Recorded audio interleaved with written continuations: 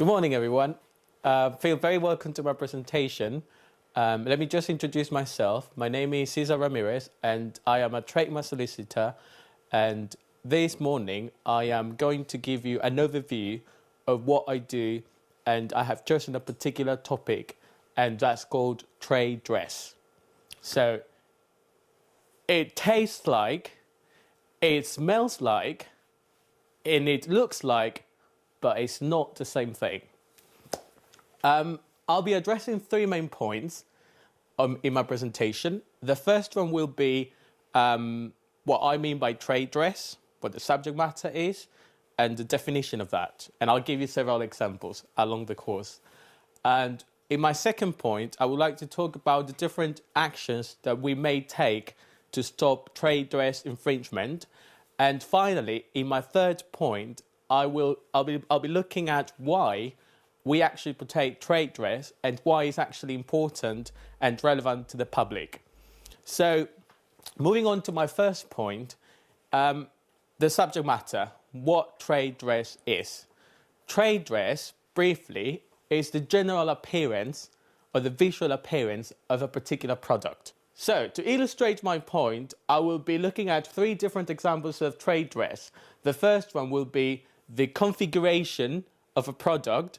The second one will be the shape of the product. And the third one will be the design of the product. So, moving on to my first example, the configuration of a product. Here, we've got two different products, right? Two tins of Coke. So, this is as you all know, this is a tin of Coke, right? And next to it, we've got its twin, right?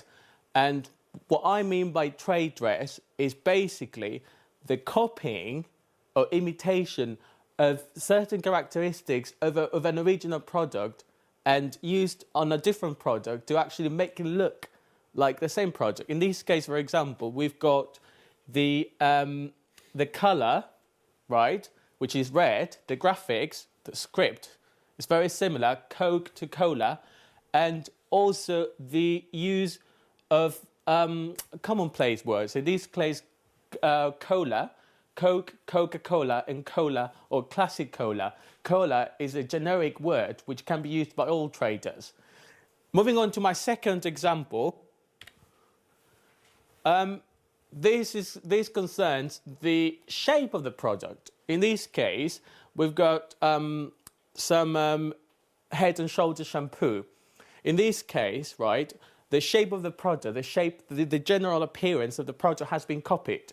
There was no reason for it because they could have chosen a completely different shape of the bottle. Nevertheless, the shape was copied, and also certain elements of the visual appearance and the size of it were copied. As you can see, for example, Head and Shoulders is very similar to Headway, right? And this combination of colours was also sort of copied on the fake product. So moving on to my third point, the design of a product. In this case, for example, cornflakes made by Kellogg's uses a very particular. Well, it's not very particular because it's mainly used by most cereals, right?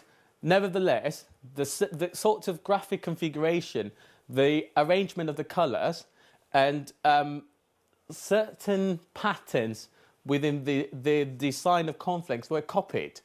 And at the same time, by doing that, the new product, the new entrant, is actually transferring some of the imagery or some of the commercial attraction, some of the commercial magnetism of the first product, the famous product, onto the new product. So at this point, I've looked at three different ways or three different products that have been copied and imitated in three different forms.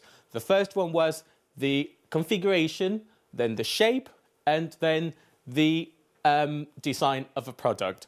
So enough about the subject matter. Let's move on to my next point, which is the infringement action. And in this regard, let me just say that in order to tackle these three problems, a trademark practitioner would normally use three different sorts of action. The first one is the traditional likelihood of confusion.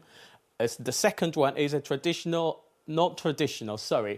new form of dilution. And the third one is unfair competition.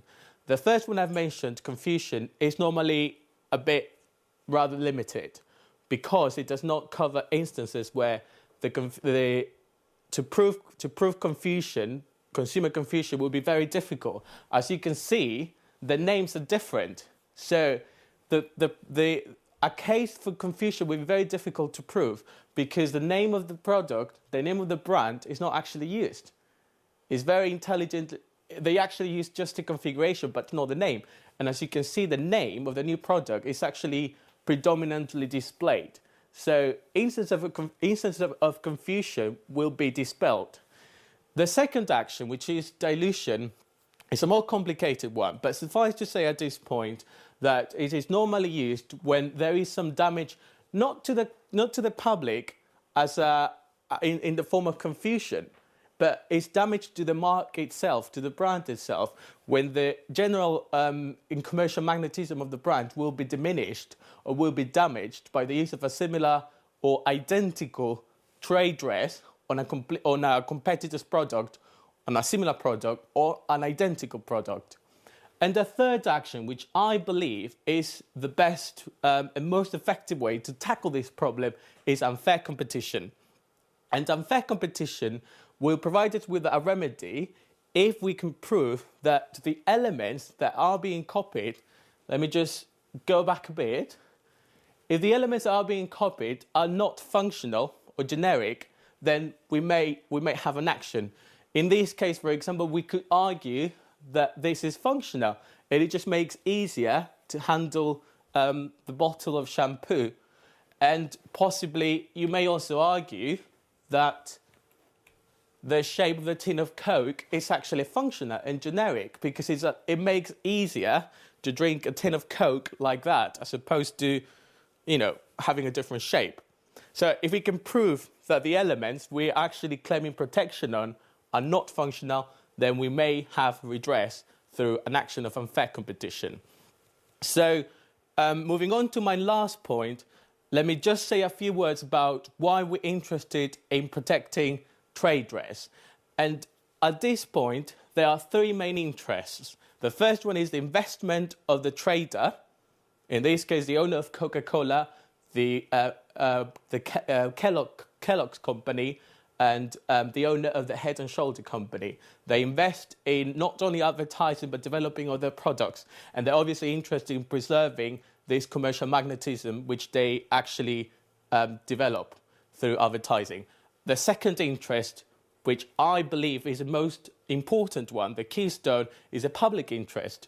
And this is concerned with the protection of consumers. That consumers should not be confused when buying a similar product. When you go to Sainsbury's, for example, say if you're in a rush, you haven't got time to actually check the product, you may actually grab Sainsbury's Coke as opposed to Coca-Cola. So the interest over there is to protect the consumer. And the last interest is fair practices, that one trader should not actually free ride or gain an advantage over another without actually spending money, time and effort.